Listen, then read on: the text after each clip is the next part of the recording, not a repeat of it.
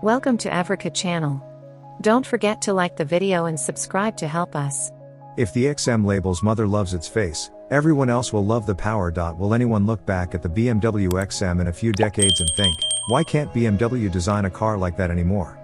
Feedback from many of our readers suggests that won't be the case.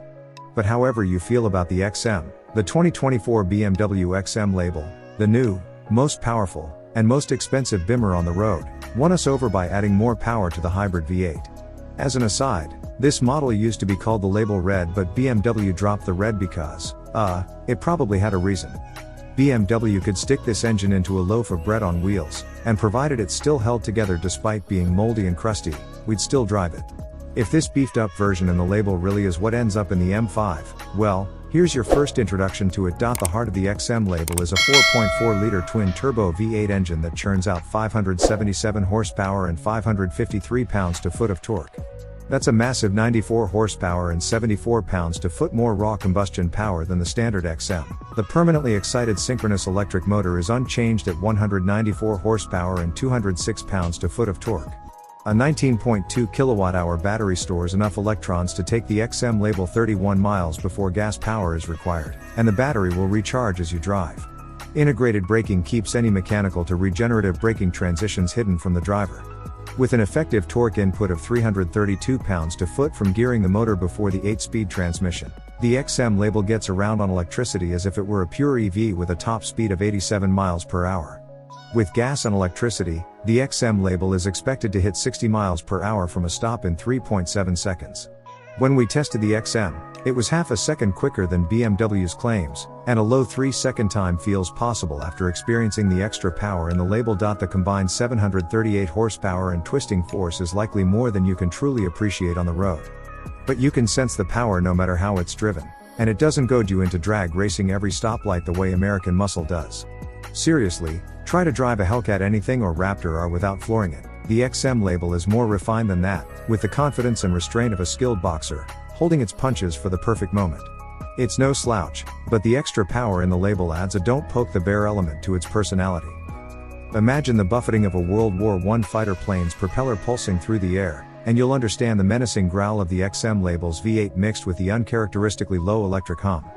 Heaps of power and torque to spare mean revs rarely need to broach 2,000 revolutions per minute for one to drive enthusiastically through tight mountain roads.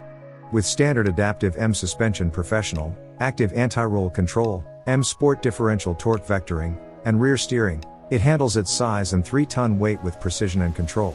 That warplane-like drone is the reminder that the XM label has nothing to prove to anyone else on the road. Your passengers are seated comfortably in the M lounge on quilted merino leather, basking in the glow of the LED-lit recessed headliner, with custom XM pillows, yes, 700 plus HP and pillows, stowed in the door panel. Meanwhile, you're up front at the helm.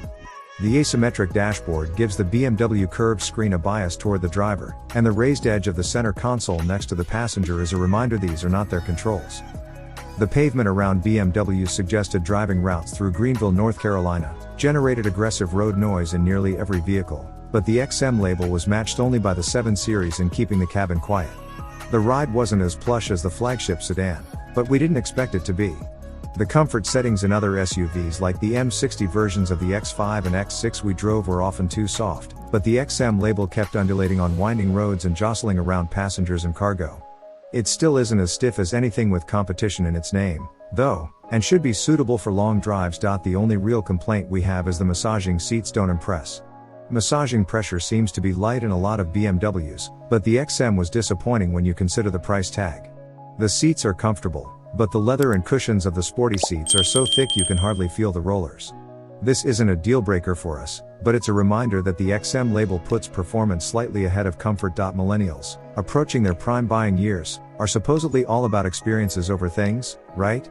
Well, this car is certainly an experience worth having, but it is far from affordable for most. The starting price of $185,995 is $20,000 more than the standard XM, but, fortunately, you won't have to add any options to get the performance. All the models BMW let us drive were below $200,000 and come standard with its top options like the hands-free highway assistant, with only upgraded stereo and appearance packages. No one can afford houses right now anyway, so heck, why not buy an XM label instead? We have come to the end of the video. Don't forget to like the video and subscribe to our channel to help us.